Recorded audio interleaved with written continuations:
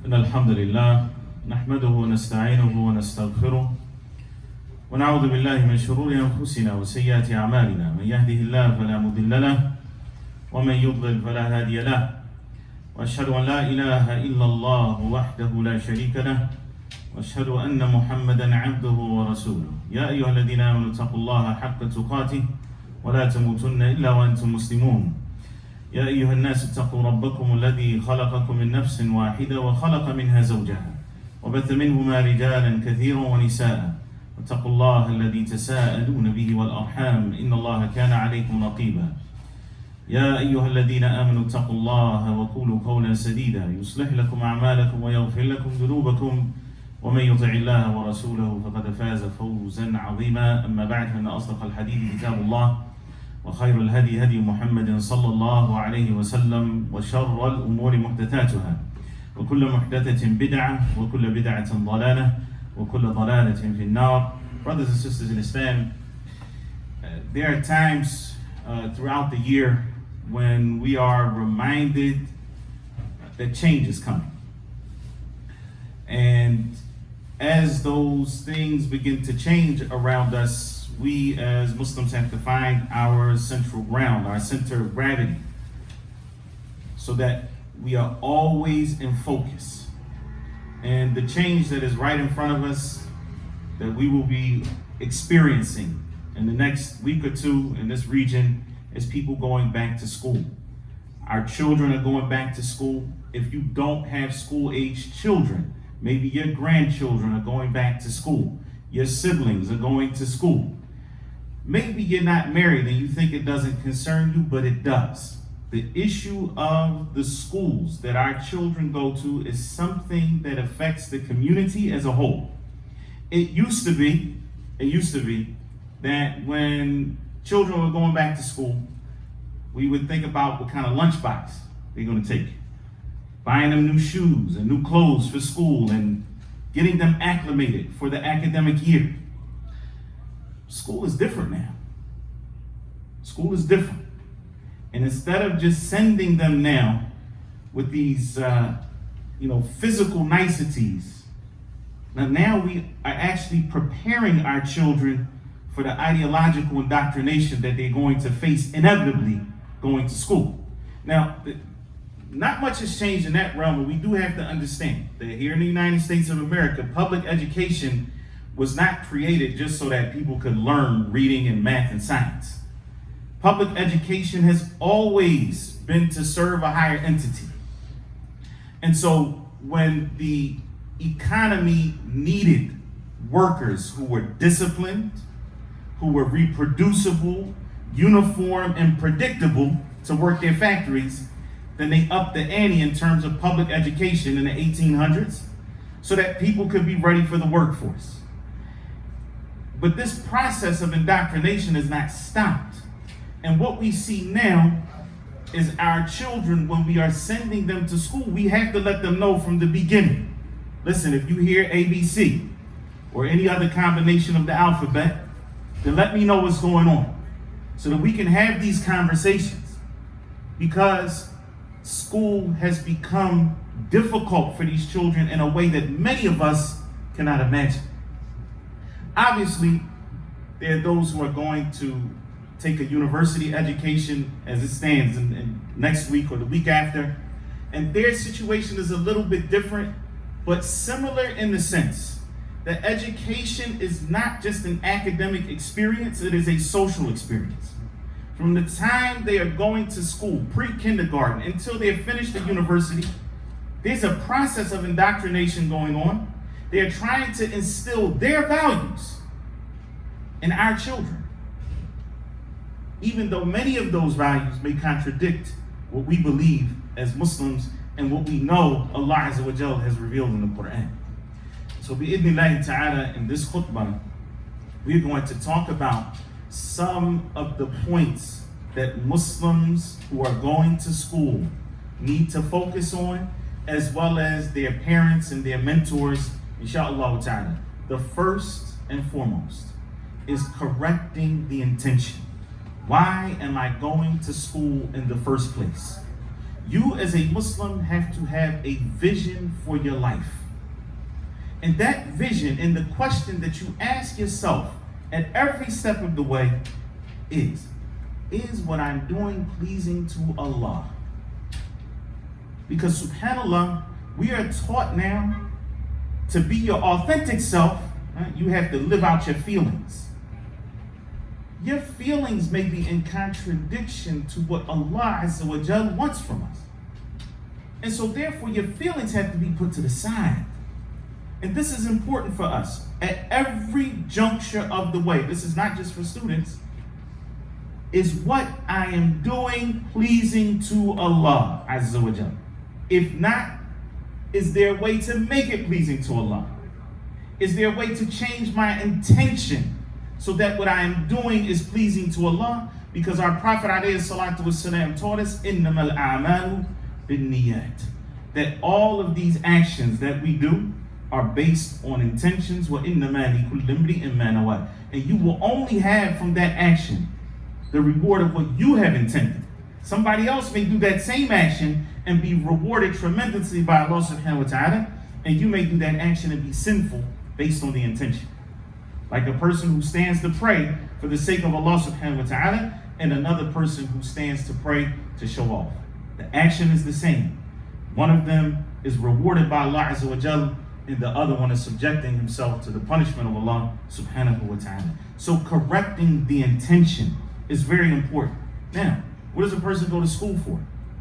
And how do we correct that intention? SubhanAllah, all of us, especially those who have sons, you have to prepare your sons to be worthy of marrying these young Muslim women who want to be mothers and wives, but who have been forced into the workforce because they cannot find men who can take care of them. Yeah, getting an education is important.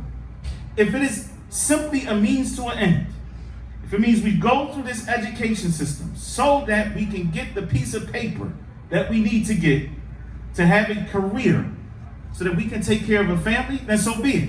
And I'm not saying that's the only way to take care of a family. But if that is the main way that people take care of their families, then so be it. And let that be the intention. From the time your son is old enough to know what an intention is, teach him. Learn. Go to school. Get an education. Even those things that may not make sense or it's difficult, work through that. Because Allah Azza wa Jalla has challenged you and has charged you with being a man. Yeah, right now you're not. These are the steps you're going to go through. Then you have to take care of some Muslim woman, somebody else who's raising their daughter in that manner, so that she can then, inshallah ta'ala, form this union, and then we raise Muslim children. Likewise, these young girls that are going to school, what should the intention be? The intention should be to learn as much as they can so that they can pass that information on, bi'idhnillahi ta'ala, to their children. It makes them better people. Yes, there are subjects that you learn in school that are neither here nor there, but they do open up your mind. Sometimes that mental exercise is all that is required so that you can begin that process of critically thinking, of working through problems, and so on and so forth. And so you can set an intention that is pleasing to Allah subhanahu wa ta'ala. Second, make dua, and this is for the parents and for the children. Make dua that your children are in an environment that is not challenging to their Islam, or that they do not succumb to the challenges of their environment. That Allah Azza wa Jalla blesses them with good teachers, good mentors. And likewise, teach your children, and for those of you who are old enough to understand, make dua that Allah Azza wa Jalla blesses every single day of your educational journey. That it is one where as you go to school, you are representing Muslims, that you are representing Islam. And this brings me to the third point. And this is something very important for parents, students alike. Own your Islam. Be a Muslim from day one. The same way, subhanAllah, our girls, the minute that they hit puberty and we're telling them to cover themselves, be Muslim, and they have to go in 7th grade and 8th grade wearing hijab, don't let your boys slip through the cracks. It's a setup for failure. Don't let them slip through the cracks. Okay, let me show you how that works. Salat is at 4 o'clock now. Salat al-Asr is 4:50 something.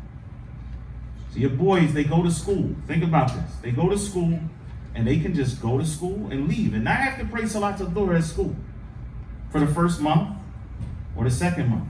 But then what happens in November when the clocks go back? And now they have to pray. But you didn't establish a pattern of prayer. So nobody even knows they're Muslim. Because they're not dressing like Muslims. Maybe they eat the same thing everybody else is eating in the cafeteria.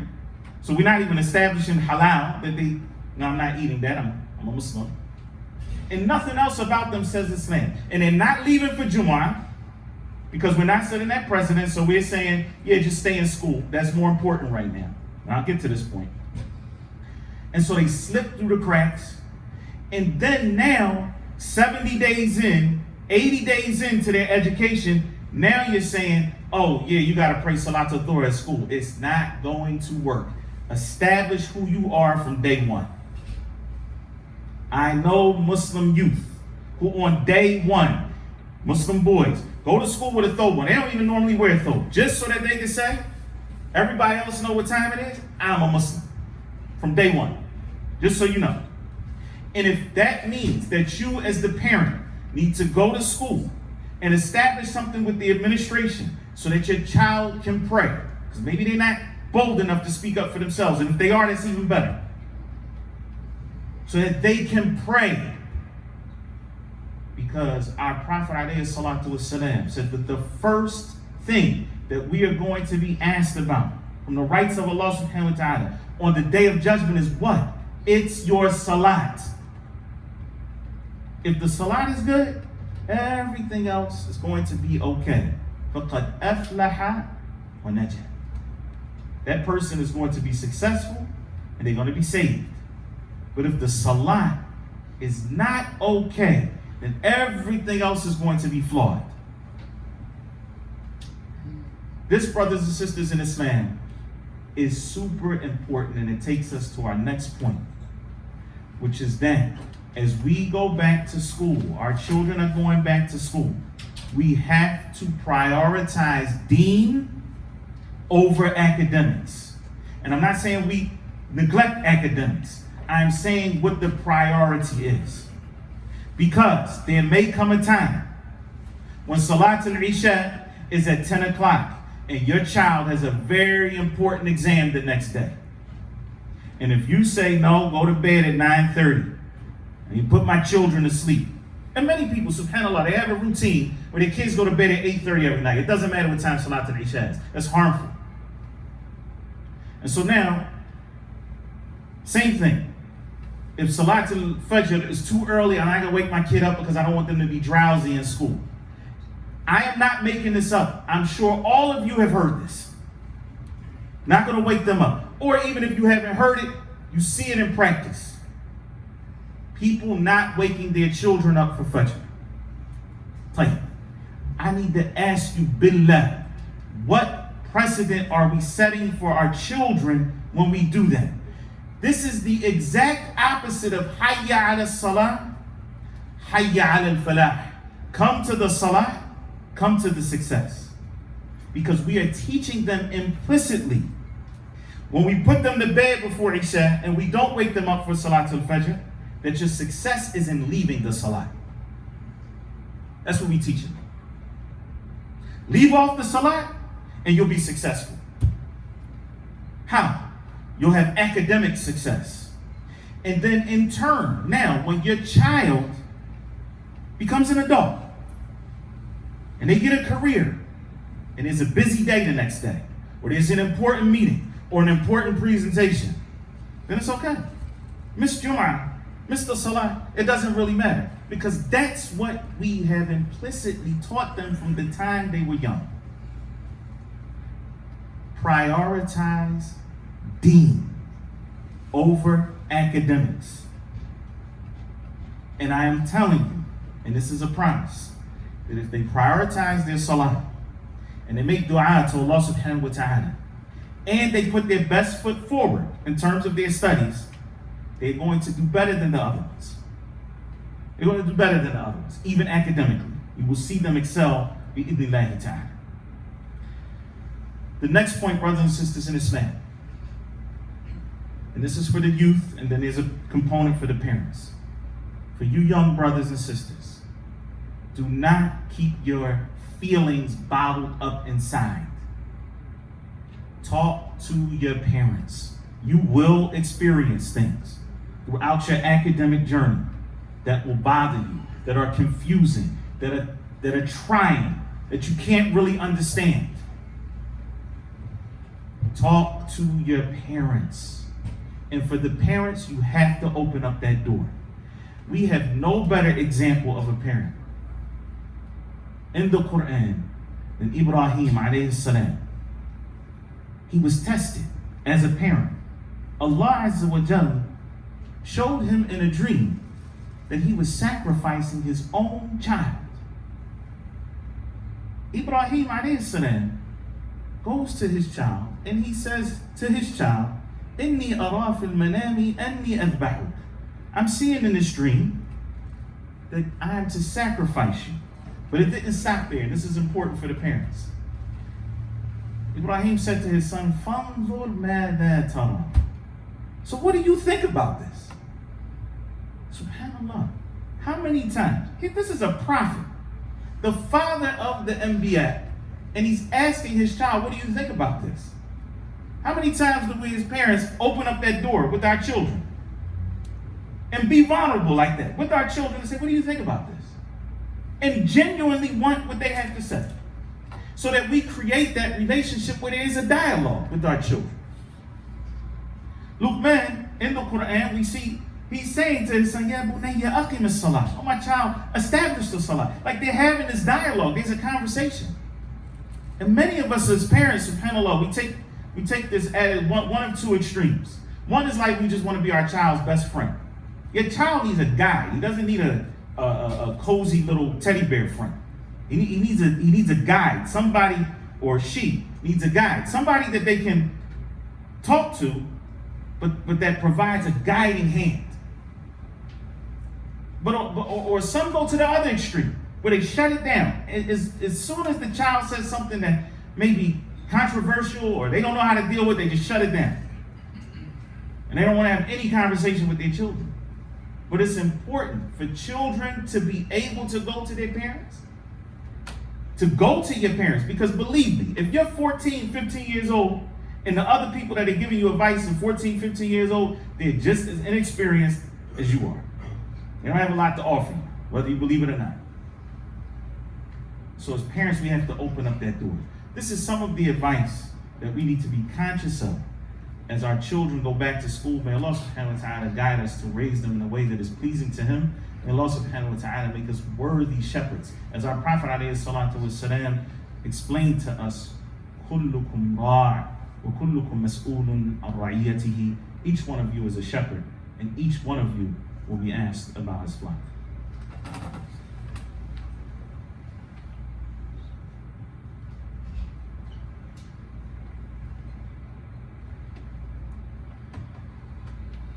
Alhamdulillahi wa kafa. Wassalatu wassalamu ala rasulih al-Mustafa wa ala alihi wa sahbihi wa man wala. Amma ba'd. Brothers and sisters in Islam, we live in a region with 250,000 Muslims. This area, Philadelphia and the surrounding area, 250,000 Muslims. But we do not have Islamic schools proportionate to the number of Muslims. And many of us may have complaints about some of the Islamic schools that do exist in the first place. This here is a call to the community to step up the efforts to establish and support Islamic education. I'm not just talking about Muslim schools. There's a difference between Muslim schools and Islamic schools. A Muslim school may be just as kafir as a kafir school. It's just run by Muslims, same education is taught. So it's kufr with a third one. What we need is Islamic schools to establish real Islamic education, real Islamic values that are passed on from generation to generation, so that we preserve Islam, so that we meet our generational obligation. Yeah, we have individual obligations.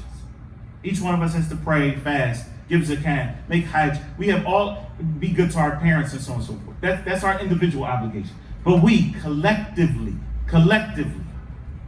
we have a generational obligation, and that is to preserve Islam and to pass Islam down to the next generation, hopefully better than the way that we received it, both in terms of instruction and in terms of infrastructure.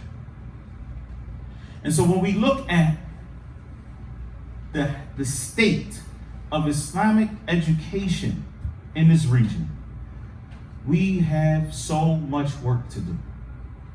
Most of our schools, if not all of them, are underfunded. And that means that one of the ways that we can help is simply to allocate a portion of our wealth to help support Islamic schools. I'm advocating, and some of you know how to do this already. And get the word out. We have to start establishing awqaf, or what are known as, in English, though not a great translation, but pretty much on point, the endowments. Establishing endowments for Islamic education. That means that, for example, you give $1,000 today, and this person and that person, and mashallah, then we have $100,000. And that becomes our waqf. And that waqf grows over time. Because next year you're going to put another $500 in, and that person, and then it grows over time until we have a pot of $5 million, $10 million that is creating its own revenue. And so that waqf is giving you a 10% return, for example. And now we're able to use those returns to help support Islamic schools.